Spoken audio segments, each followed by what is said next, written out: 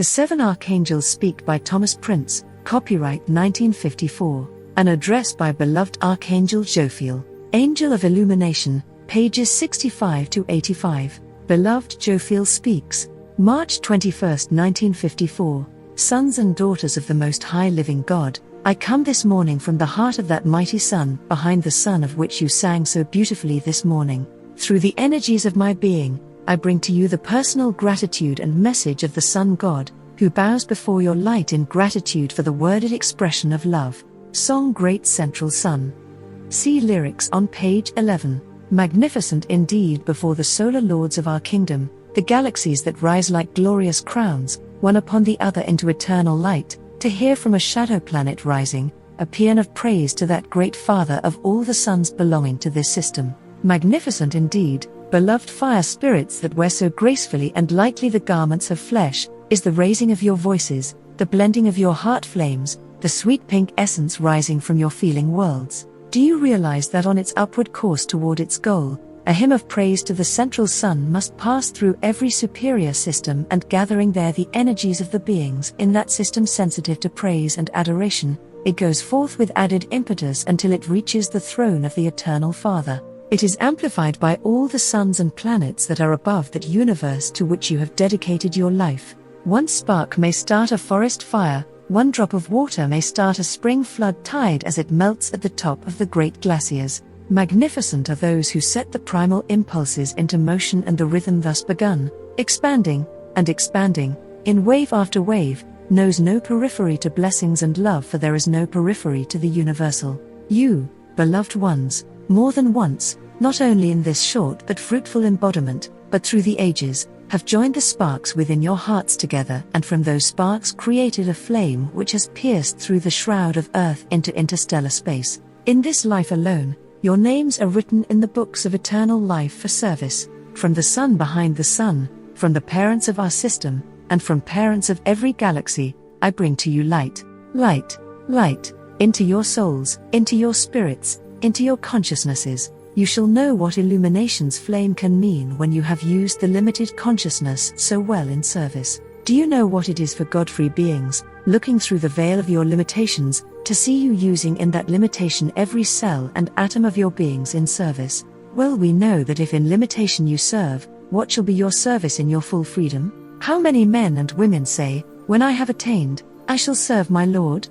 The measure of a man or woman is in what he does in the eternal now. There is not a living, breathing soul within this room who is not weaving out of the eternal now, immortality for a planet, immortality for the souls upon it, God freedom for every elemental imprisoned in destructive thoughts and feeling forms, resurrection for Virgo, resurrection for Aries, and initiations into superior systems for Helios and Vesta themselves. Can you aspire to greater service? No.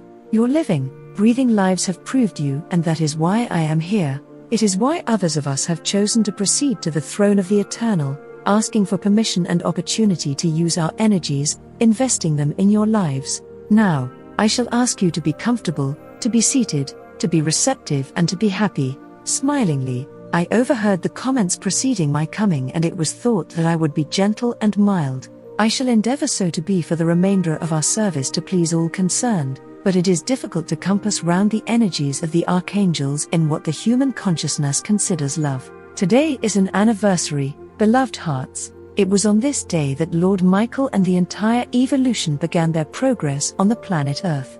The great sun of our system, the beloved Vesta and Helios, chose the opening of the spring solstice for the incarnation of the first group of life streams, in order that the Earth might offer its greatest beauty, its greatest perfection, its greatest harmony and its greatest fertility to the souls who so bravely chose to experience upon this planet the lessons required to become masters of energy. 900 years passed before the first soul took embodiment, 900 years before the heavens opened, the path of living flame formed, directed from the sun to the earth, and Lord Michael, the Lord Manu, many of you, the guardian spirits, and the mankind of earth began that majestic descent. The beloved Amaryllis, goddess of spring, came earthward, through the rhythm of her own heartbeat, drawing on the sweeping cosmic interstellar tide. She created a springtime through the power of the resurrection flame, the power of the great nature currents. 900 springs came and went before the mankind of earth were invited. I remember well that day.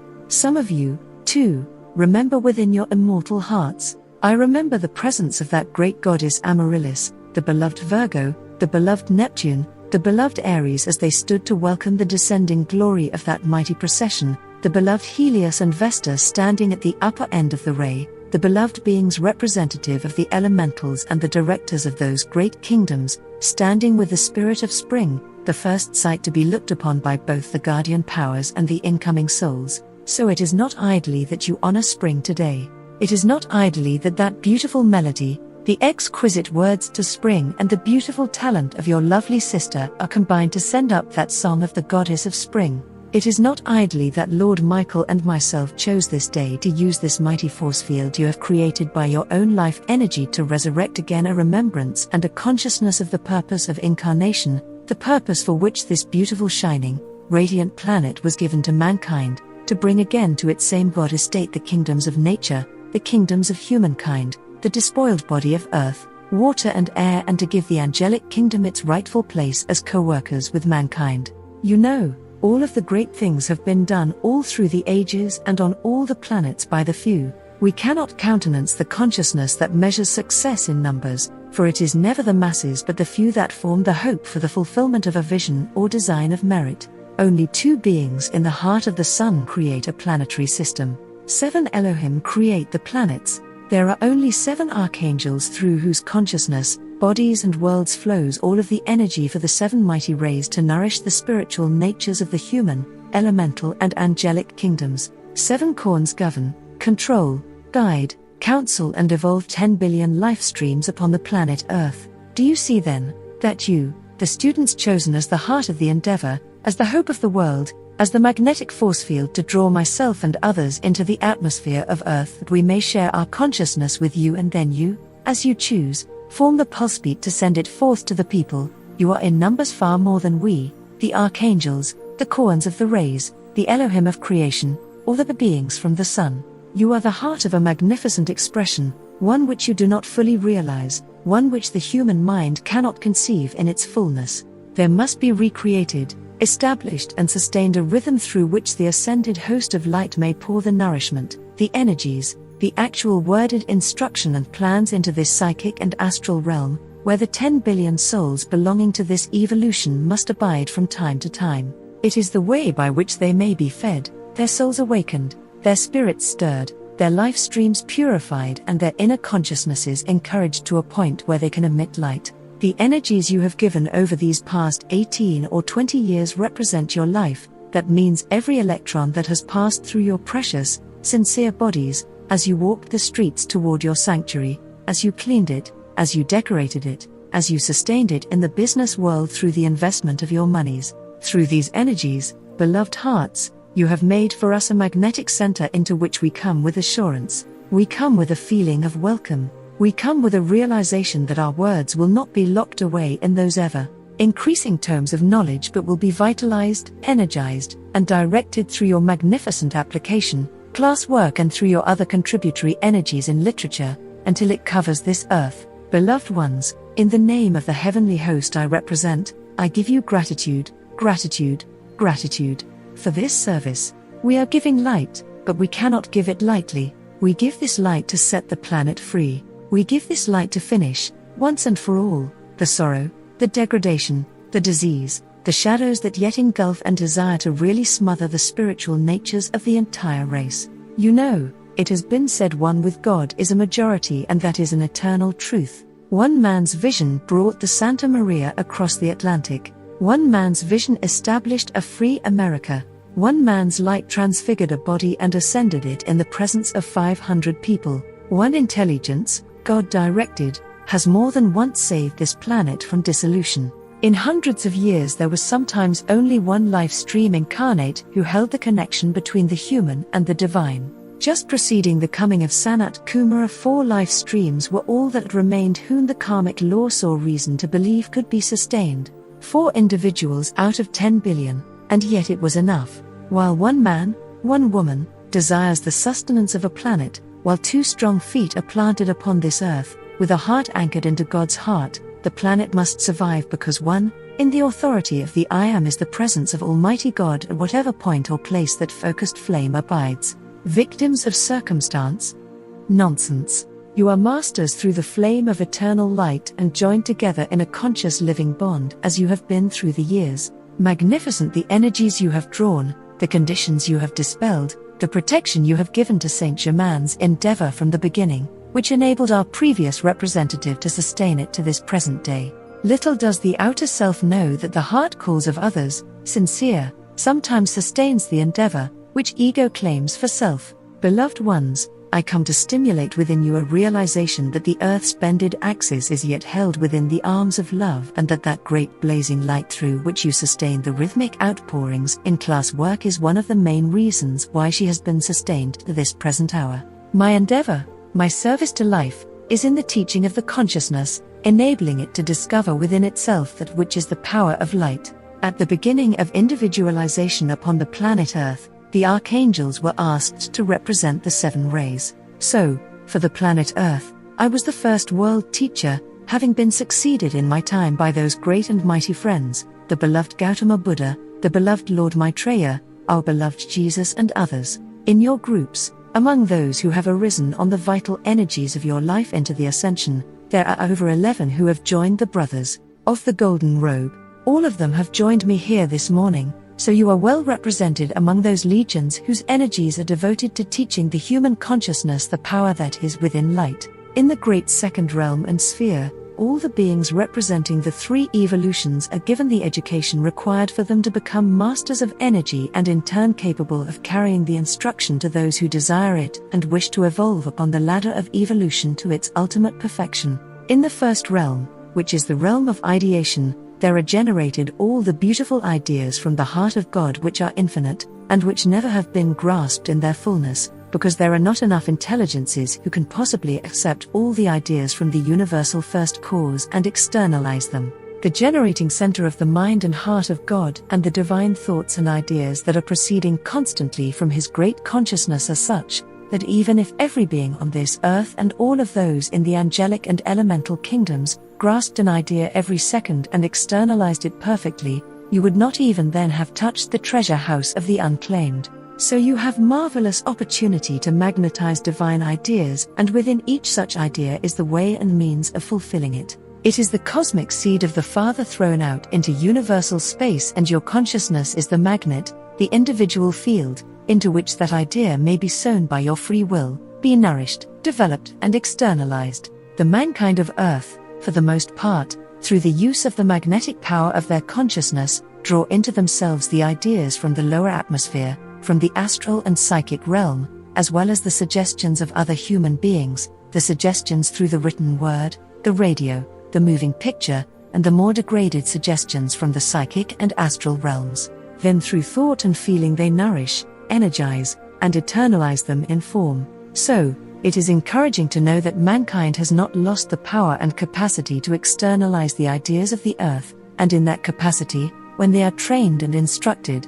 they can externalize the ideas of the Father. I do not wish to become too technical because I always sense the capacity, the receptivity and the consciousnesses with which I deal. You must excuse me because for the most part I work completely at the causal level in the second sphere. Even the Lord Maitreya himself descends very seldom below that realm of action. The beloved Kuthumi and many others are working in the lower realms, but those of us who have worked cosmically for countless eons of time do not often contact unascended mankind as individuals. Thus, I shall try to be as simple as possible in this explanation. Ideas are constantly emanating from the mind of Helios and Vesta, from the mind and heart of all those who dwell in the electronic belt around the sun. They are the divine desires that fill the universe. As they pass into the second sphere, there are exquisite angels, exquisite cosmic beings, exquisite devas and elementals of high development who open their consciousness to grasp those ideas and draw them into themselves. The idea then is designed into a workable form. It may be an idea for a planet, and that is designed by some great being into a beautiful sphere with mountains and seas and so forth. It may be an idea for a home, and that home then is designed by a being as he himself chooses through initiative. It may be just an idea for a musical composition, and that in turn is externalized by some being. In the second sphere, ideas become crystallized. They take on form. Now, in your own world it is much the same. You receive perhaps an abstract idea, I would love to take a journey, you say. Then your mind, which would represent the second sphere, will say, very well, we will take the abstract and fashion it. We will design a trip to Bermuda, to England, to some specific place. You might receive an idea for a new home. Then your mind would take that idea and perhaps it would say, I would like a home of 8 rooms, with an acre of ground. I would like a home of certain design. It is in the second sphere that the abstract impulses and ideas are crystallized into workable form. Do you see? The desire, which in itself signifies its origin, desire meaning of the Father, then takes on form. When you look upon your plan for your gift, for your home, you draw it down into the second sphere. If it pleases you, your feelings rush into it, you energize the form, and the pressure of your feeling gives it life and brings it into manifestation. Do you see? That is our service in the second realm. In this realm are accepted these exquisite ideas. Many of them are lowered into the third realm, energized by the feelings of those mighty beings who dwell therein, and then they are carried into the various channels in the lower realms which can best externalize them. The third realm forms the branching of the divine ideas that have been born in the first realm and molded into form and energized in the second realm. In the third realm then, these are sifted into the scientific channels, into the musical channels, into governmental channels, into devotional, religious or ceremonial channels. The great Venetian and the beloved Mahachahan render the service of channeling the separate ideas and thoughts energized by feeling, to whichever one of the 7 koans can find an incarnate pupil who will receive and externalize them. It is a magnificent thing to see the orderly system by which creation takes place. We will go back to the idea of your home. When the Chauhan, in this case it would be Serapis, receives a perfect design for a home or a palace, he, in turn, looks for an architect or some life stream who is sensitive enough to externalize that beauty. Then he sends a beam of his attention and the actual picture of it into the consciousness of the architect or the individual who desires to have a home of perfection. It is externalized by the individual if the person perseveres in the idea, or it remains in the ethers and floats about, hoping somebody else will pick it up. If not picked up, it will disintegrate after a time and return to the universal. Many an individual is living in a home today which was designed at inner levels for another. You see, dear hearts, the whole atmosphere, and the etheric realm, which is so close to your earth, is filled with these ideas and these exquisite perfect schemes which have been perfected in the first, second and third realms and then directed down into the fourth, fifth, sixth, and seventh spheres. They, however, cannot burst through into the physical appearance world because there are no open doors in consciousness to receive them. Mankind is so busy connecting its consciousness with everything in the outer, that it never gets still enough to connect the consciousness with the realm, which is above, wherein abides every good and perfect thing, waiting to complete itself in the physical appearance world. The Master Saint Germain said a short time ago in council, there is no need to suffer limitation, because the seventh sphere is literally bursting with perfection, and yet there are so few physically embodied life streams who will open themselves sufficiently to let them through. Now there is an opportunity to be an open door to these exquisite and perfect ideas that have come from above, because they have not attained completion in themselves until they have a physical manifestation. If they again return to the universal from the etheric realm, they have not completed the fullness of their individualization. They are awaiting acceptance by the receptive consciousness of mankind. If the senses can be taken away from limitation, taken away from appearances, taken away from lack and placed upon the fullness that is within this sphere just above you, in fact which is interpenetrating your own, precipitation would be mastered. Beloved ones, it is so magnificent. I work, you see, so much in this second sphere. I see the beauty in these great temples, all that you might see the glory of the topaz temples of light. Those great mighty domes are shining with the light of the beings who are within them, as well as the radiation of the flame which is within the jewels themselves. Oh, that you might see them and bring back that memory. Within them are completed compositions of such magnificence and beauty, which are given to the Venetian and which he, in turn, endeavors to give to composers on earth, that would really transform this star in a day. Oh, the magnificence in industry and commerce, the magnificence in architecture, the magnificence in painting and art, the magnificence in education, but all of this must be channeled through some receptive consciousness because God needs a body. That seems harsh in a way, and yet it is a magnificent gift, for God so loved the world that He chose to allow the people of the earth themselves to have the joy of contributing to the creation and the sustaining of the golden age and the kingdom of heaven on earth. You know yourselves that what is given you outside of yourself is in no way as satisfactory as that in which your own energies have been blended, and which has received the stimulation which comes from the combination of your own thought and feeling. Then you rejoice indeed.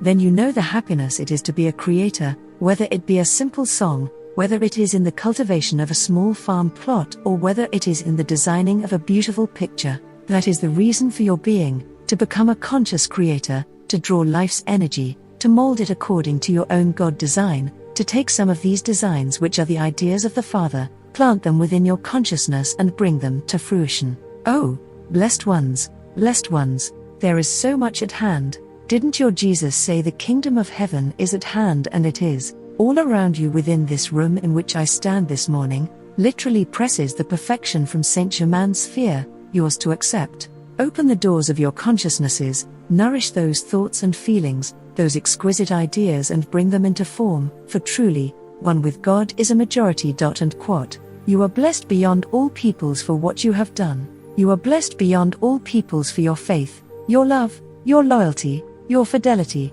and your constancy. Oh, how I love you. I have heard much of you from the members of my brotherhood. I have heard much of your merit, but in coming I find it even exceeds their glowing expressions. Oh, the soul light of man is precious, the spark is eternal. We have dedicated the millions of years of existence that we have known to developing life. It is our reason for being.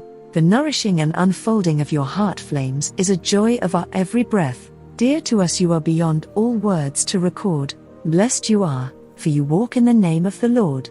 You live to externalize His law, and you have manifested through the flaming light that rises to all the universes of all systems, that people on the planet Earth do love the light and can emit light with enough pressure so that it pierces through into interstellar space, into the heart of the great first cause, in the blessings of the sun behind the sun, in the blessings of the physical sun, in the blessings of the spirit of spring, and my own humble self, I leave you now, enfolded in love, in light, and in promise.